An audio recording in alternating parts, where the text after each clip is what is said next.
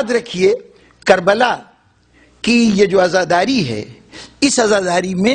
صرف گزرے ہوئے واقعات کی یاد نہیں منائی جاتی، بلکہ اگر کوئی واقعہ کسی طرح سے ہونا چاہیے تھا اور نہیں ہو سکا تو اس کی بھی یاد منائی جاتی ہے۔ کربلا یہ عزاداری بیتے ہوئے واقعات کی یاد تازہ نہیں کرتی، بلکہ ان حسرتوں کی بھی یاد تازہ کرتی ہے جو کربلا والوں کے دل میں رہ گئی۔ آپ یہ مت دیکھیے کہ کربلا میں علم کیسا تھا۔ اگر کربلا کا علم وہاں پر حضرت عباس کے بازو قلم ہو جانے کے بعد زمین میں گر گیا تو اب وہ کربلا کا علم ہمارے نزدیک جہاں بھی اٹھے اس کا نام ہونا چاہیے یہ کربلا کا علم ہے، پھر اس کے اٹھانے وقت اس کی شکل صورت نہیں دیکھی جائے گی، اس کو بلند رکھنا بنیادی کام ہے، اس لیے کہ دشمن نے چاہا تھا کہ یہ گر جائے، تو جو وہاں کوشش ہوئی تھی گرا دینے کی، ہماری کوشش ہوگی کہ یہ بلند رہے۔ وہاں جنازے نہیں اٹھائے گئے، امام حسین علیہ السلام کی تدفین نہیں ہوئی، لاشوں کو چھوڑ دیا گیا، ہم تابوتوں کو لے کے اپنے کاندھے پہ چلتے ہیں کہ مولا کا اگر اس وقت دفن نہیں ہونے دیا گیا تھا تو امام زین العابدین علیہ السلام کی حسرت تھی کہ کربلا سے جاتے ہوئے انہوں نے کہا تھا کہ وہ بیٹا مر کیوں نہ جائے جس کے سامنے باپ کا لاشا یوں پڑا ہو اور وہ اس کے لیے کچھ کر نہ سکے۔ تو ہم اس حسرت کی تکمیل کرتے ہیں کہ مولا وہاں جنازہ نہیں اٹھ سکا، ہم جنازے کو اٹھاتے ہیں۔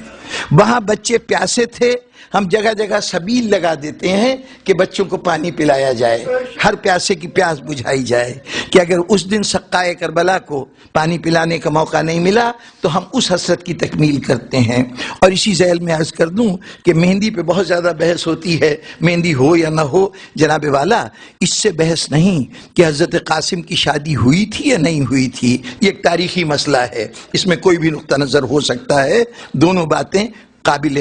قرین قیاس ہیں، دونوں امکانات ہیں اور کتابوں کے اندر دونوں باتیں لکھی ہیں۔ کچھ نے کہا کہ شادی نہیں ہوئی، کچھ علماء کی رائے یہ ہے کہ شادی کی تقریب نہیں، ایک شادی ہوئی تھی امام حسن کی ایک وصیت کو پورا کرنے کے لیے، بعض علماء نے کہا۔ مجھے اس سے بحث نہیں کہ ان میں سے صحیح کون ہے غلط کون ہے۔ واقعات کربلا ہمیں اتنے ذرائع سے ملے ہیں کہ اس کے متعلق اگر کوئی واقعہ ہمارے سامنے آئے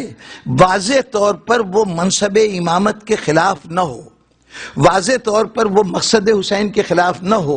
تو ہمیں اس واقعے کو مان لینے میں یا کم از کم اس کو سن لینے میں کوئی حرج نہیں ہونا چاہیے۔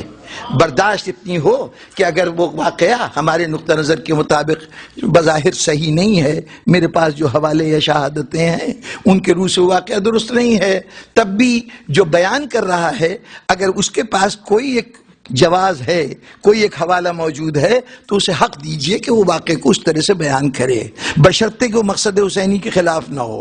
وہ امام حسین اسلام کے منصب کے خلاف نہ ہو۔ تو اگر حضرت قاسم کی شادی کے سلسلے میں آپ کی رائے ہے کہ آپ کی معلومات، آپ کے پاس جو حوالہ جات ہیں اس کے روح سے شادی ہوئی تھی، یا کوئی صاحب یہ سمجھتے ہیں کہ میرے پاس جو حوالہ جات ہیں اس کے اعتبار سے اس کے نتیجے میں امام حسین علیہ السلام کی اتنی بیٹیاں ہی نہیں تھیں کہ کوئی بیٹی ہوتی جو حضرت قاسم سے بیاہی جاتی۔ اب دو نقطہ نظر ہیں، اس میں سے جس حوالے سے بھی ذاکر بیان کر رہا ہے سن لینے میں کوئی حرج نہیں ہے، اس کا اثر بھی قبول کیجئے، لیکن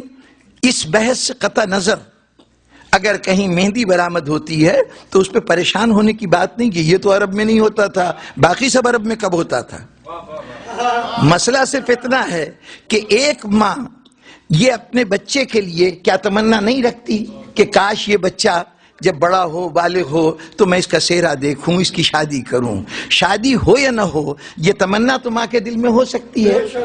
اگر کوئی جوان دنیا سے رخصت ہو جائے، ہمارے یہاں کے معاشرے میں جس جگہ میں رہتا ہوں وہاں طریقہ یہ ہے کہ لڑکے کی شادی ہونے والی تھی، اسی دوران میں حادثہ ہو گیا، نوجوان دنیا سے رخصت ہو گیا، تو وہ سہرا جو دولہا کو باندھا جانا تھا وہ جنازے پہ باندھ دیا جاتا ہے۔ یہ ماں باپ کی تسکین کے لیے ہے کہ تمہاری تمنا تھی نا دولہا بنانے کی، چلو زندہ کو نہیں دولہا بنا سکے تو لاش کو دولہا بنا لیں۔ بس اسی جذبے کے تحت اگر یہ کہا جائے کہ ام فروا کے دل میں تمنا تو رہی ہوگی نا کہ قاسم دولہا بنے،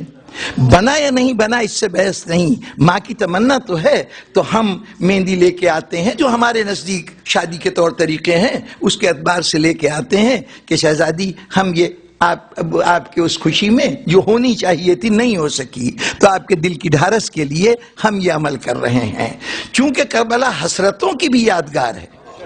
عزاداری کربلا کی حسرتوں کی بھی یادگار ہے، اس لیے ایسی بات کے ہو جانے کے اوپر بلا وجہ آپس میں اختلاف پیدا کر کے قوم کو تقسیم نہ کیجئے خدا کے واسطے۔ اور ایک بات جو میں بڑے ادب سے عرض کیا کرتا ہوں، آج کل ایک جذبہ ہے بڑے زور شور سے، عزاداری میں یہ خرابی ہے، عزاداری میں وہ خرابی ہے۔ جناب والا، عزاداری آپ کے زندہ رہنے کا سبب ہے، عزاداری آپ کی زندگی ہے، آپ کے بقا کا سامان ہے۔ عزاداری کی اصلاح کی کوشش نہ کیجئے، عزاداری سے اپنی اصلاح کی کوشش کیجئے۔